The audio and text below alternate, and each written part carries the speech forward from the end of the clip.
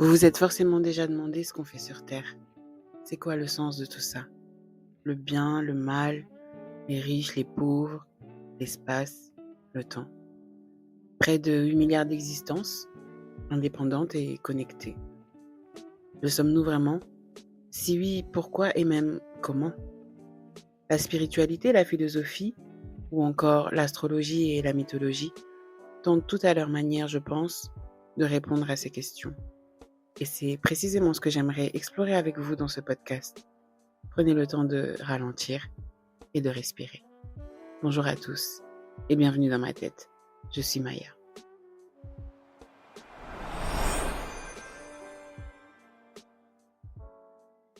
Tout d'abord, permettez-moi de me présenter.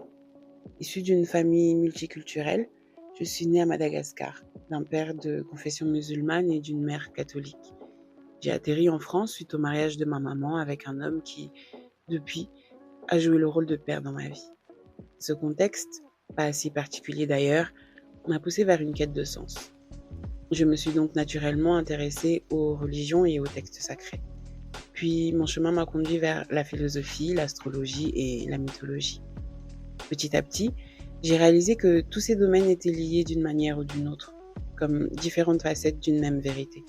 J'ai donc accumulé au fil du temps des réflexions et des interrogations, jusqu'au point où je me suis demandé s'il ne serait pas égoïste de ma part de garder tout ça pour moi.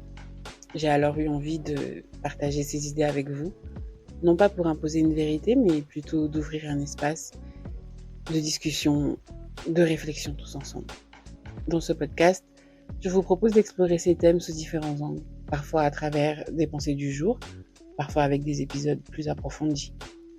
Mon but avec ce projet est de vous inviter à réfléchir, à voir les choses autrement, et qui sait peut-être à trouver vos propres réponses. Alors, si cette aventure résonne en vous, installez-vous confortablement, prenez une bonne inspiration et commençons tout de suite avec notre première pensée du jour.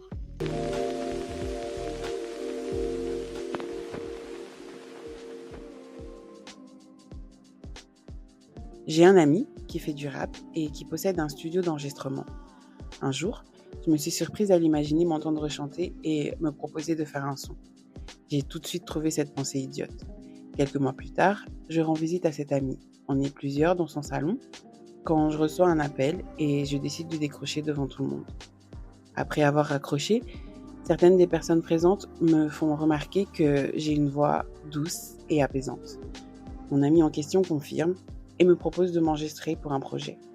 J'ai trouvé cette expérience fascinante. Puis cela m'a fait penser à la création. Dans les traditions religieuses dites classiques, la création est souvent présentée comme un acte divin. Prenons la Bible par exemple. Dans Genèse chapitre 1, verset 3, Dieu dit que la lumière soit et la lumière fut. C'est un acte de parole, une affirmation qui crée le monde. Dans les traditions comme le taoïsme ou l'hindouisme, la création est plutôt vue comme un cycle éternel, un jeu entre les énergies opposées, le yin et le yang, le créateur et la création, qui se manifestent dans le monde matériel. Et puis dans le développement personnel, ça prend une autre forme. On parle ici de notre pouvoir intérieur. La loi de l'attraction, par exemple, nous dit que ce que nous pensons, ce que nous croyons profondément, finit par se manifester dans notre réalité. La science commence d'ailleurs à appuyer ce concept. L'effet observateur en physique quantique nous montre que la simple présence d'un observateur peut influencer le résultat d'une expérience.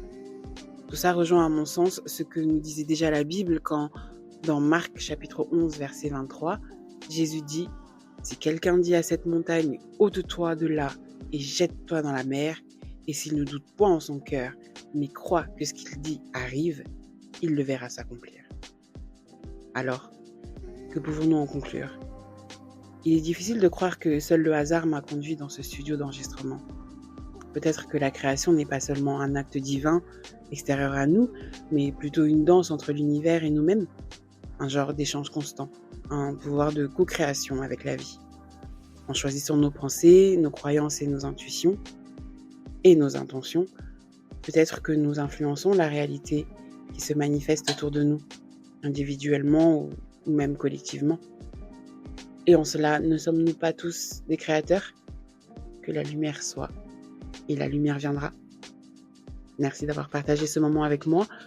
On se retrouve très vite pour explorer d'autres aspects fascinants de la vie, de l'univers et de ce qui nous unit.